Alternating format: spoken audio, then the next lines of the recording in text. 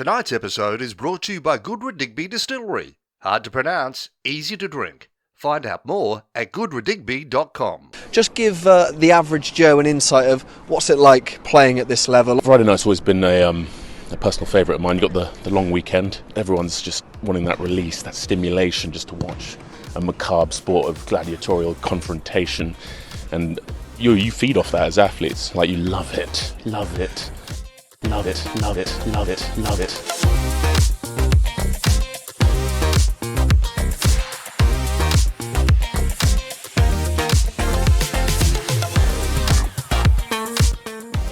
Well, we're asking the question if Nick Hartman is going to get lucky tonight, and I think he already has because he's got a beautiful man to his left. He's just literally come off the live broadcast. If anyone saw him on the Wallaby cam, he was there. But we're here to talk. Yeah, I was there. You were there. How you feeling, man?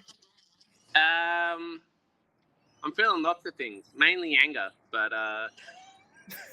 Dougie, how you feeling? What would you say? I mean, your anger is pretty usual, to be honest. Yeah. I'm an angry man.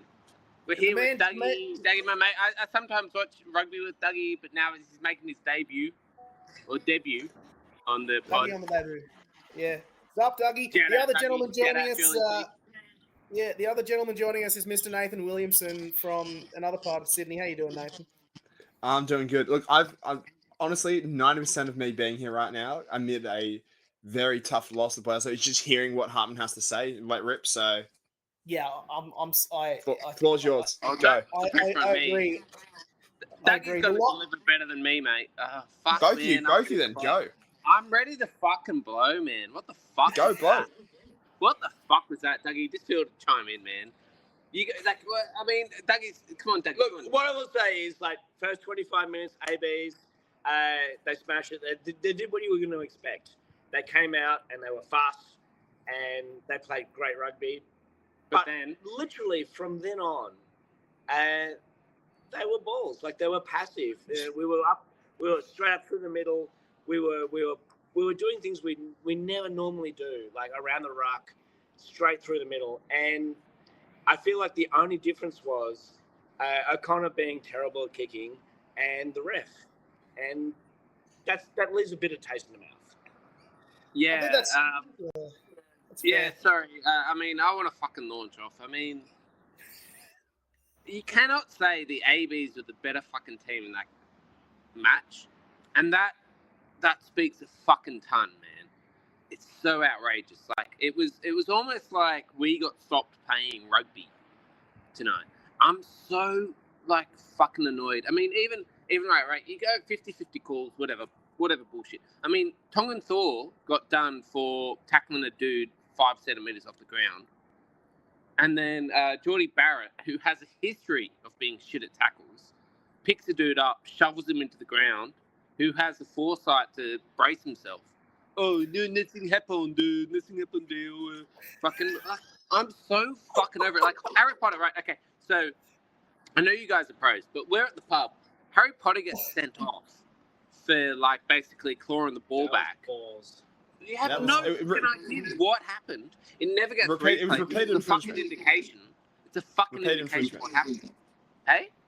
Repeated infringement. That's what it was done for. That's what the official reason was.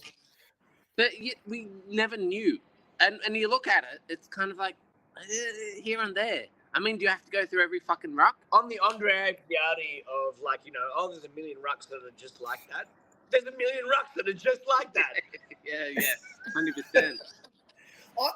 The whole thing with that one is they assumed that the ruck was formed, and I don't think the ruck was formed. No, he was the only guy there.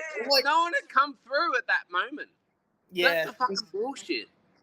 Yeah, and it was never consistent. It was never I don't like hands on the ground, because if that was a call, like Dougie just said, there was 1,000 rucks like that. I will add to this point. I do think. I think to myself that the ruck today was just absolute chaos. The ruck was, I think it was kind of anything went, anything goes at all. But I also think that unlike previous times where the Wallabies would have kicked up a stink about it, they just, after that 25-minute mark, they really just kind of went, well, we're going to get in here and we're going to make a menace of ourselves. Because there was a period, particularly when McWright got in there, when Hooper got in there, I think Billy Pollard managed to steal, that they actually really started to handle the ruck actually quite well. And I genuinely think, like, how many times have you seen the All Blacks score either side of halftime? I think that's one of the first times in a long time that the Wallabies had all of the momentum either side of halftime. The moment that they didn't, the moment that the game really started to go south was those 3 consecutive penalties in the second half, which led to Damien McKenzie kicking it, and then O'Connor kicking that restart out on the floor. Killed the momentum. Killed it. Really badly. It's amazing they got back within 2 points. Missing touch twice as well. That's the thing.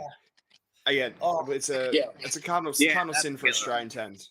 Like, we just can't get away with nailing those kicks. We can't do that. Can't do it.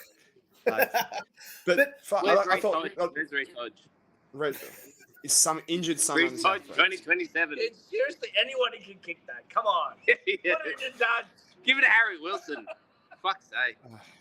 My advice is just go to the 22. Don't try and get the extra meters. Like, allow the set piece. Because the thing is, the Wallabies' attack was so direct. Like, when they were going up the guts, they were really making inroads. And my headspace was just trust the boys. Go to the 22. You've had repeated issues with getting it in touch and kicking it out on the floor. Go to the 22 instead of the 5 meter. Trust the boys to get momentum going forward. That's like you were saying, like, we should have just gone up the guts the whole time, and we didn't want to. We were making ground. We never make, like, against the ABs. Like, but not even that. Not even just that. Around the ruck, we were making meters easier than we ever have. But also, our handling was incredible. Like, some of the, it was sort of like Fijian-esque. There was incredible handling in the back line there, and it's like everything was on song. And I've been watching rugby for a while. I've never seen that. At Green and Gold Rugby, we love nothing more than celebrate a great Aussie success story. And Goodwood Digby Distillery is one of the most exciting ones around. They're shaking things up, literally, by maturing their spirits in Aussie hardwood cubes instead of old school barrels. With infused flavours of ironbark, jarrah, even Tasmanian blackwood, that's about as uniquely Aussie as it gets. Not into malt? No worries. They've got a whole range, from Australian gins to grey gum vodka and even blackwood rum. No matter what you taste, there's something for everyone. Just head to goodwooddigby.com to place your order. And here's a special offer for Green and Gold Rugby fans. Use code GAGR20 at checkout for 20% off, or click the link in the episode description. Goodwood Digby, that's good, ra, dig, B. Hard to pronounce, real easy to drink. And remember, drink responsibly. Nathan, what do you think? Yeah, what do you think, Nathan? I'll just let you guys rip. Does Nathan look like HD to you as well, Nick? He looks like he looks so like in Japanese I don't know what's going on here. This is nice. Nathan live from Tokyo. Looking like an absolute catfish here. This is great. Did you like put on moisturizer just before you No. joined? You look fucking good. You look fucking good, brother. Mate, thank you. I'm basically a living, breathing catfish. It's great. Fuck. Where do we start? Yeah. I thought Salka Lotto to add on that was amazing, along with Hooper. Yes. Both those guys just direct pumpkin strap of guts. Awesome. One thing we Shout haven't out talked about. Shout out Ekatau for shouting out people. He bossed the fucking backline. Like, he was in rucks. He was directing play. What a king. No better 12 in rugby at the moment. Yeah. No better centre full stop. The one thing we haven't mentioned, just aerial battle. We can't win a contested kick. We just They can't. got better. They got better in the second half. They got better in like the near the end of the first half, and it was a lot more competitive. I mean, full 1-1, Potter 1-1, and then it led up to the period which led to them scoring the try. That first opening 25, though, you're absolutely right. They were all over the shop. What do you need to do to put Suaalii out on the wing for restarts? Because, I think that makes all the difference, because he literally won one back, like, in the last 10 minutes of the match, which was so... And I was like, there's your boy right there. Just get him to go. Like, just send him wherever Suolihi is because he's such a brilliant restarter. He just knows what to do in the air. Not to say that, like, Potter and Toole don't know what they're doing in any way, shape, or form. If they're just not big bodies, they're great on attack, and their defense is improving a lot. But you need to come up with something new with the aerial game. But I'll just have one on that. Yeah, just on that as well. Like, I will say, this is what happens with. I just want to make one call upon again. I think it was 11 of the last 12 went against us, and I don't know. It just comes down to, I think, the fact of whenever you play away, you're never going to get the calls. That God, there's one I look back on, and it's the Harry Wilson where they look like they very much cleanly came through, sacked them all, goes to ground. Seems like they were going to call it all good, and then the touchy or someone finds a penalty, and it's like, okay, then I think McGrath gets called for a 50-50 steal, and Hooper. Hooper's 50-50. Man, it was nuts. I'm like, you're 50-50, right? Like, as a ref, like, you get it. Like, you empathize with the ref. But those were like, it's like, man, there's a pattern here, and it's fucking bullshit. Yeah. And especially for us, me and Dougie watching at the pub, you could tell the NZTV directors were sheepish. They knew what was going on. Because there was no replay. There were no replays. 20 seconds. Yeah. Let's have a quick look before we. After Damien McKenzie kicked for touch and they threw the ball, and then they'll show the fucking replay. You know. Speaking of dodgy things, I will add one thing. There was one that really got my bee in a bonnet, and that was freaking what was it? Freaking not Carter's try, the one leading up to Carter's try. Barrett knocked that on cold in the ruck. I saw it. I saw it clear as day. Wilson. What did Joe Schmidt have to say after the game? He hasn't, but at the time of recording, he hasn't spoken yet. He hasn't spoken at the official press conference, but I mean, Joe's very diplomatic. I don't think he'll come out and say anything too crazy. But I mean, after the second line test, he said law 19.3 or whatever it was. I mean, that was a very clear and isolated incident. Yeah, go on, Doug. It'll come across as like fucking sour grapes if he says anything. And the reality is, like, I mean, a lot of the things that happened, I think, they were bad and they were obvious, but they were small, and it was just the fact that they were cumulative. There was, it's not like there were 3 or 4, like, it was like clangers. It was like death by 1,000 cuts more than really shitty decisions. It was all featherweight, as I like to say. Featherweight, not heavyweight. That's fair. I will say this off the back of that. Like, I know that kind of, Dougie, you're kind of mentioning and saying, like the Wallabies were playing and doing things that you haven't seen them done in a very long time before.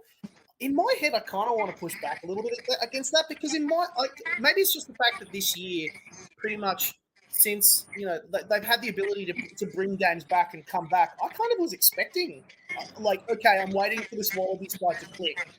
And I'm waiting for them to come and produce a result. And lo and behold, they did. I mean, like they did against Argentina twice, like they did against South Africa, like they did against the Lions. I kind of just had a bit of a moment of, if this side is really legit and really on their way back, they're going to produce. When their back is against the wall, they're going to be able to produce something and make this game come alive. And I think those 2 tries, like in the second, at the end of the first half, just suddenly changed everything, and it changed the mood in the stadium by the look of it, because people suddenly went, like, oh fuck, the Wallabies are actually here to play. This is not going to be another 33-10 victory. The sight of seeing Razor shitting himself in the 70th minute, after the Wallabies got held up again, they knew how important that was.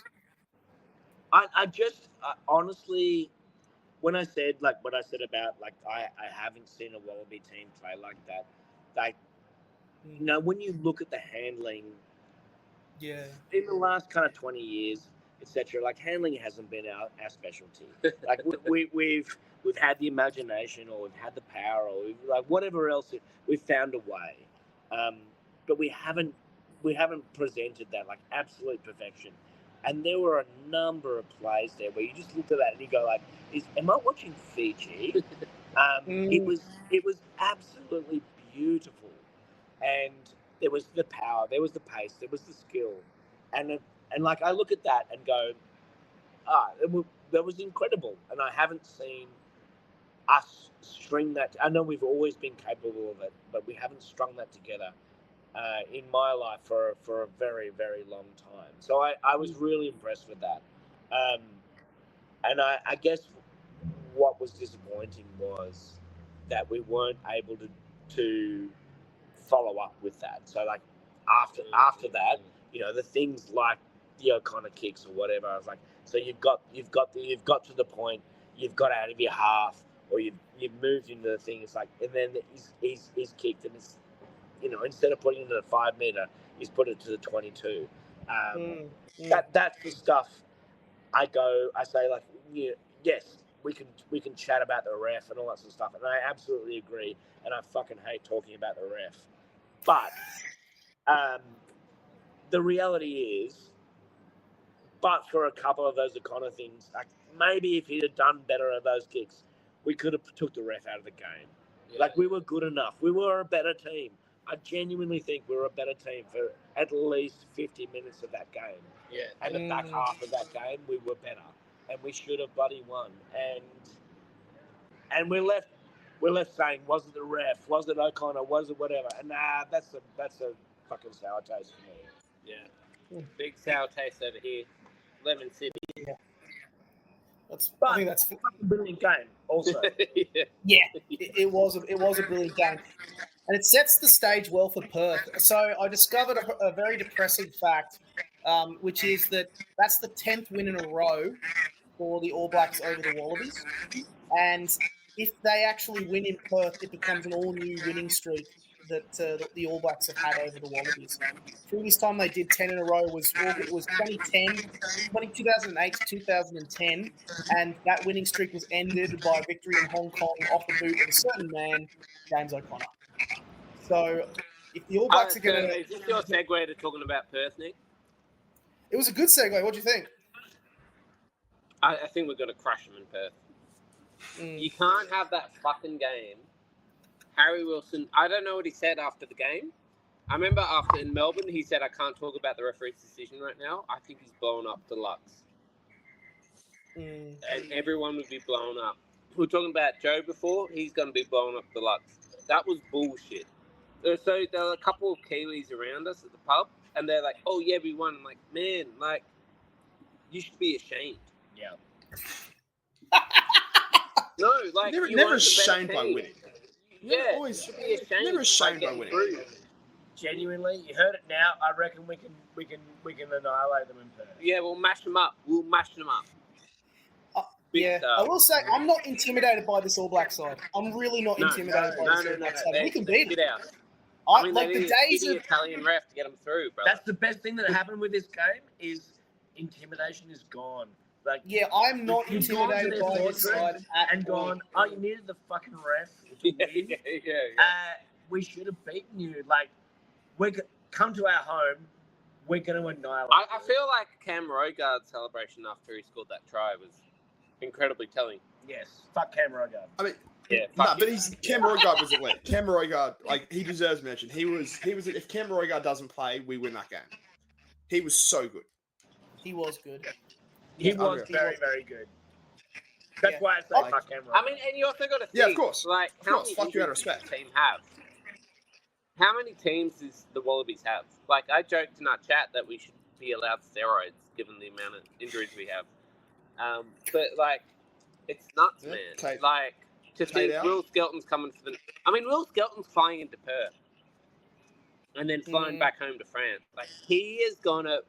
He's going to see Cam Rogard, and Nick, you love to say when you're watching the game, take his head off. I think Will Skelton will do the first decapitation through bicep when he sees Cam Rogard. It's going to fly off like a video game. Yeah. As soon as he hits him off the right. I'm really excited by what that looks like. I will say, off the back of kind of mentioning it, like, Salakai Loto, I will say, I'll add to that. Fuck, he was good. I was really hoping he'd slide into like that Skelton role, and he fucking did. And I think that's where he should kind of be. So in the event you can't have Skelton, you fucking put LSL in that starting slot. Yeah. Really good. But yeah, I mean, I want people. I want violence. I mean, not actual violence. I don't want people to actually get hurt. No, I mean, want violence. I'm for violence. I'm for violence. I think we can do that. I want Lurkin to bring a little shiv to the next game. And Voda Barrett. Piani's like, I did not see you. Speaking of, I do not know what you're talking about. Jesus Christ! Speaking of halfbacks, what do you think of Ryan Lonergan? Jesus Christ! Lung is full of blood. Hands up! We're pleading it. We're pleading the fifth. What do we think of Ryan Lonergan? He's finally a Wallaby. Yeah, he's okay. Yeah, he's okay. He's okay. He's not Jake Gordon. Yeah, Jake Gordon comes back and starts next week. Look, it was a tough intro for Ryan. I think he's a very good halfback, but he did not have a good. The first 20 minutes was pretty bad for me. Like he was obviously, as you would be, he was nervous and he was adjusting to what we was playing. I think he'll eventually get there, but I think it was wrong to throw him in where he was. I think a not ready Jake Gordon would have been better than a never played Ryan Lonergan. Yeah, I concur. I'm not saying that Ryan won't get there because I think he's got a beautiful pass. I think he's got technically he's a fantastic halfback, but that was rough for him, particularly coming in as he did for the whole 60 minutes or whatever it was. Yeah. And the only other thing I've got to say is Corey Toole. I mean, he's not getting the ball in hand in space. All he gets is challenge under the high ball. He did well in rucks and stuff. He did well defensively, but I think his time's come and gone. He needs to show something. No, disagree. I mean, it's test footy. It's so tough to actually get the ball out to your wingers. Like, how often did Jorgo touch the ball? How often did Will Jordan touch the ball? Like, it was a tough physical defensive game. So, again, I think it's more of, you're just going to have less opportunities at Super Rugby than you are with everything else. Yeah. Except for the fact that they're intentionally using him a lot. So, if you're using him for the kick return, if you're using him for the starts, you're gonna have to have him be really delivering, and I think that's a lot of pressure to put on him for a guy that's, he does really well, but I think the only moments he had was all of those things, and I think that pressure put a lot on him, and I would say maybe we need, and I don't know that we have much else to give, but I think we need someone else who's got a bit more size who can compete, because the reality is that a lot more of the critical players on the edges, and it's really tough on someone like Corey Toole. Yeah, I agree. Anyway, I have to say Corey didn't do anything wrong. I think he did. No. I think it's possibly he hasn't had many, but it's his best game, and he did very, very well. But I worry that he doesn't have enough in his arsenal to do something else. That's as good as he's going to be. I'm happy to be proved wrong, but I think that's as good as he can do is to be not a liability. Yeah. Anyway, we're in one. I've got 1% left on my phone. So. Oh shit! We'll wrap it up there, lads. Thank you all so much. So just to recap, everyone, the Wallabies went down to the All Blacks, 33-24. But all eyes go to Perth from beyond here. So big one to keep an eye out on for next week. Let's do it.